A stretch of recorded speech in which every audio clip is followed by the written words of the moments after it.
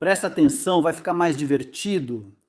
É o que todos pensávamos que ia acontecer, que esse senhor, Carlos Naval, delegado do Barça, que em teoria recebia os relatórios do filho, sempre do filho, ia dizer exatamente o que disse. E isso contradiz a versão de, por exemplo, Laporta e outros presidentes do Barça. E agora, vemos mais contradições em uma defesa absolutamente surrealista que o clube está fazendo como um todo. E os ex-presidentes, bom, o presidente atual, na verdade, como protagonistas individuais de Laporta, como testemunha, naturalmente, porque, bom, se ele tivesse feito isso mais tarde. Vocês já sabem que este código, na verdade não é o código, mas esse crime de corrupção no esporte, de corrupção esportiva, entra em vigor. Acho que desde o ano de 2010, e Laporta pagou para a Negreira até o ano, bom, até mais ou menos aí, né?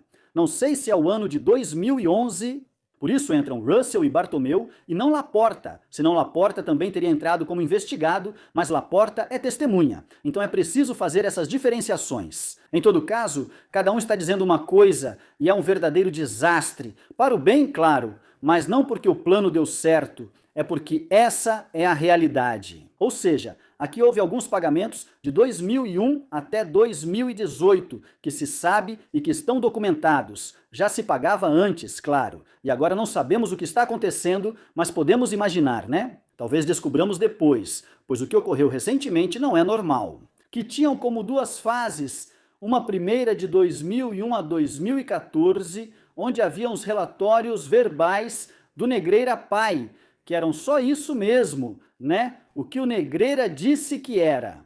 Caramba! Ou seja, evitar decisões contra o Barça na arbitragem e buscar neutralidade, né?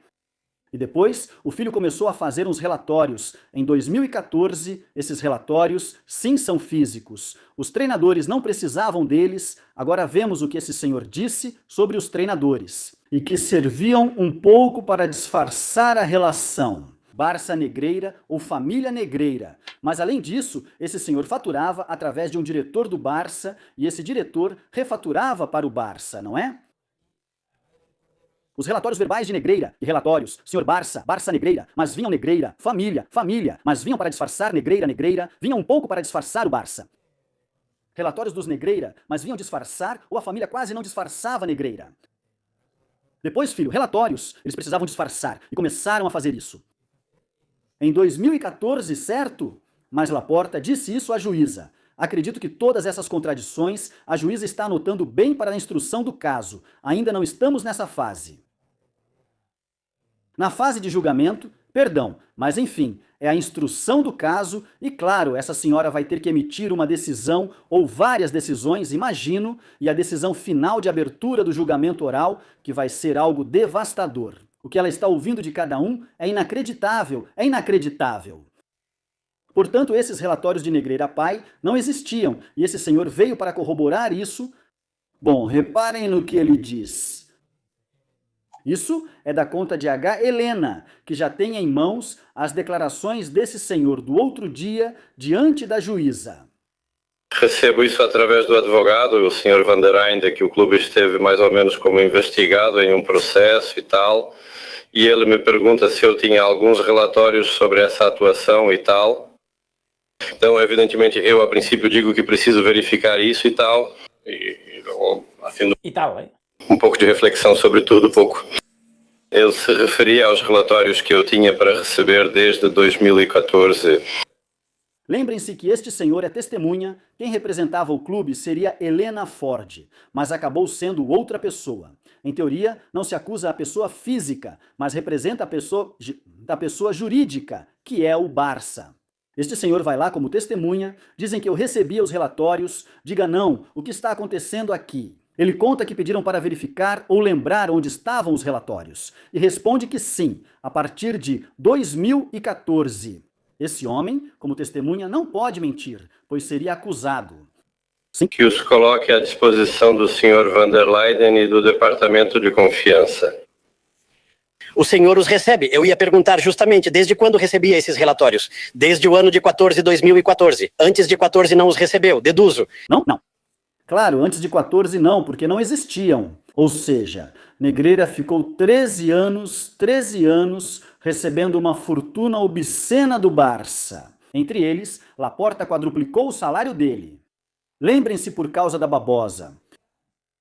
Eurocopas que ainda não tinham sido jogadas, é como uma espécie de observação de Eurocopas que ainda não tinham acontecido. Não existe nenhum relatório físico sobre isso, não tem nenhum. Diziam que não, que eram queimados ou jogados fora e tal, mas encontraram eles no fundo de um armário e esse senhor foi lá e os resgatou, já que ele os recebia. Mas claro, do 1 ao 14 eram aquelas coisas tremendas, que tudo isso está no processo, é que tudo está no processo. Então, cara, quando disserem para vocês que aqui não tem nada, mas como assim não tem nada? Para começar, os pagamentos, isso já administrativamente, se não tivessem feito o crime prescrever na lei do esporte, já teriam punido vocês com um rebaixamento, né? Então, aqui não existe presunção de inocência, nesse sentido, na parte administrativa, porque há certeza de culpa. E depois, como crime pelo Código Penal, que é a corrupção esportiva, isso vai ter que ser analisado, embora todos saibamos que sim, vai ter que ser analisado, mas o sistema espanhol é um sistema garantista, e isso é o ruim, né? O que acontece é que com tudo isso, cara, com tudo isso, vocês vão me dizer, a juíza vai perguntar, mas vamos ver, então, para que pagavam esse senhor se não existem relatórios físicos? Também dizem que sim e não existem, né? Bom, portanto, comecei a receber os relatórios a partir de 2014. Antes disso, não recebi nenhum. Segundo H. de Lenas, isso invalida a defesa do Barça, que alega que os relatórios justificavam os pagamentos às empresas de Negreira desde pelo menos 2001. Lembrem-se que os relatórios que Carlos Naval recebe são feitos pelo filho de Negreira, Javier Henrique Romero, que declarou ter começado a fazer esses relatórios por volta de 2013.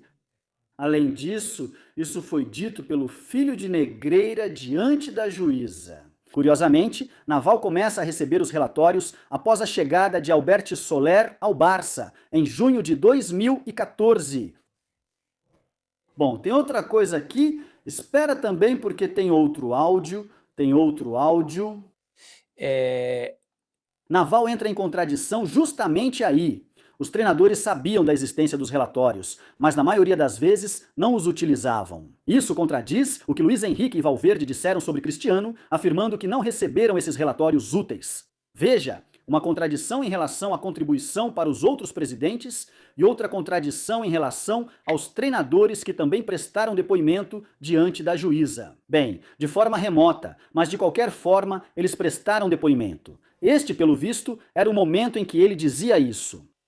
E os treinadores do time principal, o senhor sabe se eles recebiam, se faziam uso desses relatórios? Não. Sim, esses relatórios eu guardava e estavam à disposição deles para qualquer consulta que quisessem. Mas eles sabiam da existência dos relatórios ou não? Eles sabiam da existência dos relatórios e, na verdade, eu sei que na maioria das vezes não os utilizavam. Bom, eles sabiam da existência dos relatórios? Os dois treinadores, Luiz Henrique e Valverde, disseram que não. De qualquer forma, realmente, estão perguntando para ele sobre os do filho, desde 2013 a 2014. Que para mim, isso ainda vai ser visto. Era uma fachada para dizer, olha, a gente vem pagando o pai há anos, vamos pelo menos fazer alguma coisa concreta, caso depois nos perguntem alguma coisa. Lembrem da coletiva de imprensa do Laporta, com aquelas caixas, etc. Bom, enfim, é que no fim das contas, pega-se antes um mentiroso do que um manco, né? E isso vai seguir seu curso, mas isso é uma via. Lembrem que também está sendo explorada a outra, a via ética. Aliás, teremos novidades nas próximas horas, dias, porque isso não foi encaminhado só para a Federação Espanhola de Futebol, mas também está indo para a UEFA. E falando em UEFA, a UEFA vai ficar sabendo disso. Bom, ela já sabe, mas assim como foi encaminhado para a federação, a UEFA também vai tomar conhecimento. E então vai chegar um momento em que a UEFA vai ter que perguntar para a Federação Espanhola de Futebol: mas vocês me disseram alguma coisa, criaturas? E a Federação Espanhola de Futebol vai responder: pois não. E então vão dizer: não sei, imagino que é tudo muito lógico, cara, muito lógico. Mas vamos lá, vocês não estão participando do processo penal porque consideram que o Barça é culpado? Isso precisa ficar muito claro, claríssimo. Juan Luiz Martín de Pozuelo me diz muitas vezes que aqui há uma contradição enorme em relação à Liga e à Federação. Eles estão atuando como acusação na esfera penal, viu? Quer dizer que consideram o Barça culpado, porque senão você não entra como acusação.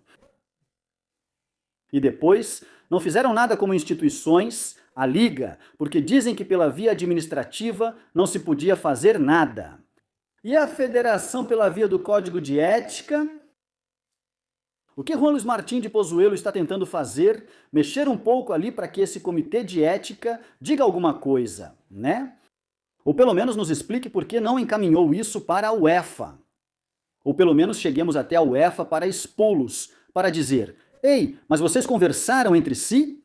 Como é possível que considerem o Barcelona culpado e atuem como acusação no processo penal e depois não tenham feito nada do ponto de vista ético? Como é possível? Bom, sobre isso é que não faz sentido o que a federação faz, né? É absolutamente contraditório. Tem se falado no canal do Collins, que está aqui com o bom Bruce Wayne, do Tomás, e bom, vamos ouvi-lo porque é algo interessante. Sobre o que, outro dia, pelo visto, na partida contra o Bayern, aconteceu no camarote do Bernabéu entre Florentino, Zeferin e Lausanne. Atenção, interessante, hein? Eu não sei os detalhes porque foi contado por outra pessoa. Sei que aconteceu algo, mas não conheço detalhes. O que ocorreu no camarote do Real Madrid durante Bayern X Real Madrid, quando o Zeferin foi. Aconteceu alguma coisa com o Lausanne, não sabemos o que, tá? Mas aconteceu alguma coisa, ou seja, teve uma briga. E o que vazou é que o Zeferin disse para o Florentino: ainda não podemos, vamos entrar nesse assunto, mas é que a federação não nos passa informação porque diz que não tem nada. Obrigado. E parece que rolou uma confusão no intervalo impressionante e não sabemos o que aconteceu. Mas o Lausanne, que começou na primeira fila presidencial, acabou na quarta, tá? Acabou na quarta e houve gritos e palavras pesadas. Evidentemente, estamos falando de um encobrimento não só da federação, da liga, da mídia, de tudo. É insuportável. É insuportável, é insuportável, é insuportável. Mas eu te lembro que no Calciopoli a Federação Italiana não queria fazer nada e a FIFA obrigou. Então temos que pressionar a UEFA ou a FIFA para que uma das duas entre, porque eles não vão fazer isso. A federação está louca para varrer isso para debaixo do tapete e seguir com a vida dela. Então, eles não vão fazer isso. A federação não vai fazer isso. Por isso, é preciso sacudir a árvore. Por isso, é preciso colocar evidências diante de uns e dos outros, que a UEFA questione certas coisas e que a FIFA questione certas coisas. Mas aqui é muito importante, não só Juan Luiz, o homem que está aí, que eu não sei de onde ele tira tempo, esse cara tem o trabalho dele e tudo mais, e ainda está se dedicando totalmente aqui. O que o Madrid tem que fazer? E se isso for verdade, que Florentino fez um escândalo outro dia, porque de fato, mas essa é a atitude, ou seja, se indignar com isso e, claro, ir até o fim. Agora, que isso ocorra no camarote, pode ter acontecido antes por terem se ligado. Muitas vezes essas coisas acontecem mesmo quando se juntam. Mas é isso, ou seja, alguma coisa tem que acontecer aqui.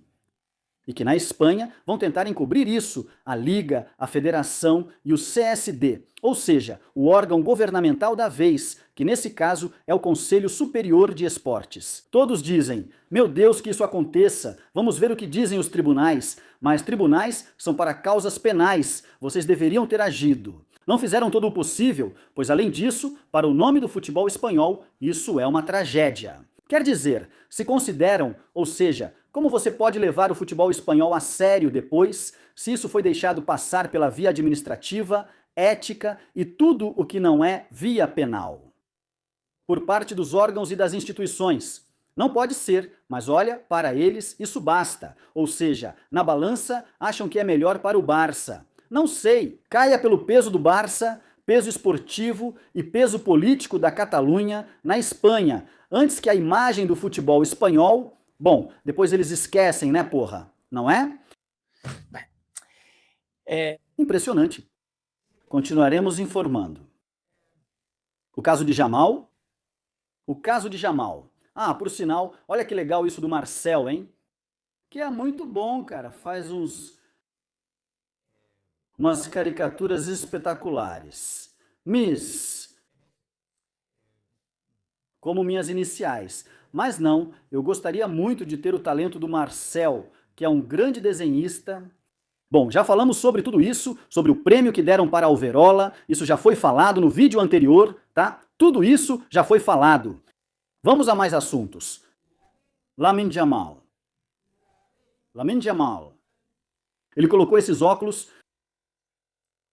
Para mim, esse lance dos óculos não faz diferença. E sobre o LeBron, é uma coisa que, bom, eles estão se achando muito, né? Aliás, olha, antes de ver o Lamine, está aqui o Valde com o Fermin dizendo que se penteia de um jeito com a risca no meio. Como isso é do Barça One, não quero mostrar, mas o Valde diz, olha, esse é o sinal de que vamos virar o jogo. Então depois, o Dani Olmo diz, ele vai fazer 2 gols, diz que vai marcar 2 gols. Eles estão super confiantes, mas super confiantes mesmo. Eles seguem com essa história do LeBron, que para mim é coisa de um só. Eles vão para B mesmo. Quer dizer, para Lamine Yamal chegar ao nível do LeBron James, enfim, ele tem que comer 200 milhões de iogurtes e muita coisa tem que acontecer aqui. Beleza?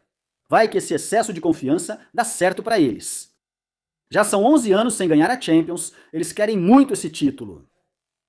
Vamos ver. Eu não quero aqui zicar nem rir ainda, porque isso ainda tem que acontecer. O jogo é amanhã, né? Beleza, mas isso aqui é uma baita marra. Isso é uma marra espetacular do Lamine Yamal. Obrigado!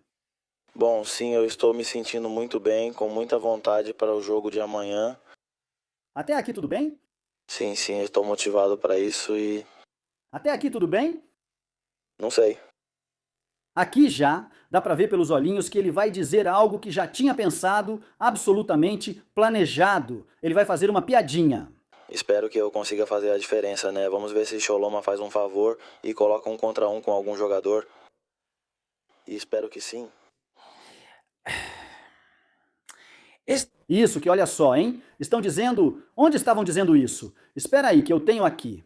Ah, bom sim, o jornal El Espanhol. Poxa, é o do Jorge Calabres. Jorge, claramente não foi ele quem escreveu. Mas, pô, Jorge é muito melhor do que tudo isso, naturalmente, né?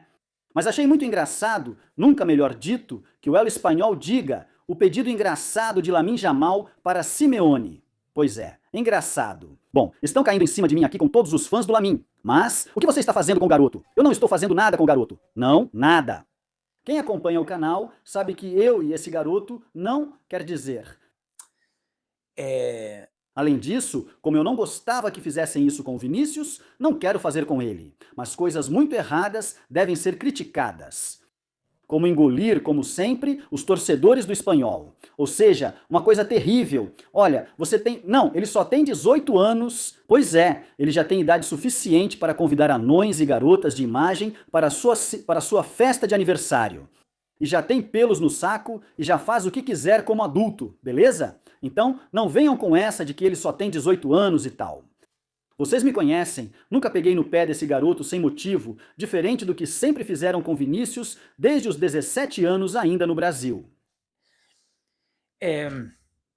Isso aqui não tem graça nenhuma. Como isso seria engraçado? Quer dizer, isso aqui é uma ousadia espetacular. Porque você pode dizer, pode desafiar o Cholo e tal, ok, tudo bem. O Cholo também é mais malandro do que ninguém e compra a ideia. Beleza. O que você não pode é... Vamos ver se ele coloca um desses caras aí, um pereba do time dele, para fazer marcação individual, como se dissesse, eu sou superior a qualquer um que ele possa colocar em cima de mim. Poxa, por favor. Por favor. Por favor. Bem, nada. Sobrando e tal. Ah, por sinal, na coletiva de imprensa, vocês acham que perguntaram alguma coisa sobre aquilo de engolir, como sempre, para o pessoal do Espanhol e tal? Vocês acham que se Vinícius faz um tweet como aquele da Lamine Yamal para o Getafe? Porque, claro, a diferença é que, com todo respeito, tenho muitos amigos periquitos, como Edna Riveras, Alberti Palau, colegas das motos, enfim, muitos amigos periquitos que estão de saco cheio na Catalunha de como são tratados. Mas, e além disso, eles sabem disso. A diferença entre o Madrid e o Atlético, que é grande historicamente, não é nem de longe a mesma que entre o Barça e o Espanhol. Por que não? Por que não? Porque não dá para comparar. Talvez pudéssemos dizer entre o Madrid e o Getafe também, né? O Getafe, que também acabou de chegar, de certa forma não é o caso do Espanhol. Não é equivalente, mas você vê que é maior. Vocês veem o Vinícius se metendo assim com um... Repito, não quero comparar nem com Getafe, Leganés ou Raio. Talvez o Raio pode ser sem querer ofender ninguém do Espanhol, tá bom? Mas onde há uma grande superioridade por parte do Barça, não só esportiva, institucional e tal, com tudo o que deixaram o Barça fazer, naturalmente, e desfazer. Enfim, já sabemos tudo o que fizeram, inscrições sem dinheiro, com dinheiro fictício, fora do prazo, etc. Com essa diferença que existe... Se Vinícius tivesse dito o mesmo sobre um time de Madrid no dia seguinte, em uma coletiva de imprensa, ou 2 dias depois, o que teriam perguntado para o Vinícius na pergunta número 1? Ei, o que você disse outro dia, você acha que alguém pode ter se sentido ofendido? Ninguém perguntou nada para o Yamal sobre isso. Nada. Absolutamente nada. Porque a imprensa puxa saco na Catalunha. Na Catalunha. Depois falam da central leiteira e não sei o quê. Ou seja, enfim, a diferença... Bom, é aquilo que a gente sempre fala, né? Flick reclamou dos árbitros de novo. Ele falou, cuidado, né? Espera aí. Deixa eu ver onde está. Está por aqui. Flick, tururu, aqui está, ele disse, né? Vou colocar esse, está em inglês. Hansi Flick critica de novo os árbitros. As partidas são decididas por momentos como o cartão vermelho para Cuba e o pênalti por mão de Pubil, que não foi marcado e que renderia vermelho. Curioso, né? Quando o Madrid fala de momentos e coisas que são decididas por cartões vermelhos e tal, quando o Barça tem mais 69 no século 21, o Madrid mais um não, vocês são os chorões. Mais 69, mais um século 21 na Espanha. Não, expulsam mais do nosso time e jogamos menos tempo que vocês. Em superioridade em relação ao outro time, porque são necessárias mais faltas cometidas contra nós para que eles recebam cartão amarelo para eles, etc. Tudo o que vimos durante toda essa temporada e temporadas anteriores, e eles dizem para você, chorão. Hansi Flick diz que é importante um vermelho para Cuba, mas era óbvio, então, que ele não faça, pois o vermelho era claro. Bom, ele diz, talvez amanhã favoreçam a gente, vamos cruzar os dedos. Olha, cuidado, colchoneros, porque o roubo pode ser espetacular, hein? Cuidado, cuidado! Porque, minha nossa, o trem de Glasgow pode passar amanhã pelo Metropolitano. Falando de árbitros, prestem atenção nisso. O vídeo está ficando longo, mas interessante. Vincic será o árbitro de Real Madrid x Bayern. Neste vídeo, conto tudo, pois o próximo será com Kiki Récio sobre a provável escalação do Real Madrid contra o Bayern. Bom, o esloveno Slavko Vincic, provavelmente o árbitro mais fraco dos 32 árbitros de elite da Europa, vai apitar Bayern x Real Madrid no jogo de volta das quartas de final. Quem tem padrinho é batizado, como diz o Mister, esse aí subiu. O Mister subiu, assim como o Fouto, assim como o Pavel Fernandes. Toda essa gente defende os árbitros na teoria, mas quando não querem, não. Quando não querem por algum motivo, né? Além disso, árbitros espanhóis não. Como disseram, olha, esse aí vê, aqui falam de corrupção mesmo. Porque, claro, ele não fala a palavra corrupção, mas está dizendo que tem algo acontecendo aqui. Que esse cara, por tráfico de influência, eu entendo, tá? Que ele está dizendo, porque claro que tem um padrinho, então estão favorecendo ele de maneira ilícita, né? Claro, esse pessoal, no lance de que ele designem Alverola Rojas e Trujillo Soares para a final da Copa do Rei, deve achar sensacional. Depois do que aconteceu neste fim de semana, é incrível, em um dos maiores escândalos dos últimos anos, e aí ele não vê nada. Na corrupção, Espanha não, onde se pagou a um chefe dos árbitros 8,4 milhões. Mas na Europa sim, aí ele vê corrupção, porque esse aí tem padrinho.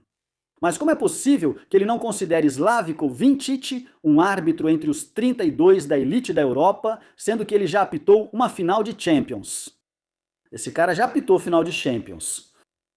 Bom, ele vê corrupção onde eu não sei se existe, porque confiar nos árbitros daqui ou de qualquer lugar é complicado. mas na Espanha há mais motivos para não confiar neles, né? Enfim, é que é impressionante. E por último, uma coisa sobre Santi Siguero. Santi Siguero aqui, o que escreve no Marca, disse isso sobre Mbappé em um artigo que, bom, como é por assinatura, não vou ler inteiro, mas é interessante porque ele destacou aqui. Santi Siguero, as raízes do sistema que nasceu nos anos 90 com Núñez no camarote, Barcelona 92 e tudo aquilo são tão profundas que as mudanças dos últimos meses não passam de mudanças cosméticas. Futebol e política, especialmente esta, não querem eliminar o problema que ameaça um negócio tão lucrativo para eles. Porque há tanta sujeira acumulada que muitos podem perder a fé no produto, que parece cada vez mais com o Breslin. Muito brilho e resultados já definidos nos bastidores. Isso depois do escândalo de Mbappé sangrando, a imagem que nunca chegou até nós, que nunca vimos, o do VAR se omite, o outro vê ele sangrando, não diz nada, não marca o pênalti. A gota já transbordando, bom, já transbordou faz tempo, né? Mas escândalo é só mais uma listra no tigre. É isso, né? Não sei quanto tempo Santi Siguero ficará no Marca, mas essa parte do artigo está interessante. Não li tudo, mas, pelo estilo dele, certamente é uma rara avis no jornal. Então é isso, quase 25 minutões de vídeo, muito obrigado por estarem aí, deixem o like, se vocês gostaram desse vídeo, por favor, inscrevam-se no canal, comentem, compartilhem. Lembro a vocês, como sempre, que aqui na descrição está a forma de adquirir a maior história já contada, que é o audiolivro, o primeiro audiobook do Real Madrid. É isso aí, ou seja, diretamente para os seus ouvidos, onde quer que vocês estejam no mundo, sem passar pelo papel, e é isso. Está no link aqui na descrição. Com a compra do audiolivro, vocês terão 3 meses de assinatura grátis no meu site. Miguel Serrano TV, que é a assinatura deste canal do YouTube. E dessa forma vocês também ajudam, como eu digo, o canal. Porque isso não se faz sozinho. Beleza, a gente se vê depois. Muito obrigado por estarem aí. Tchau.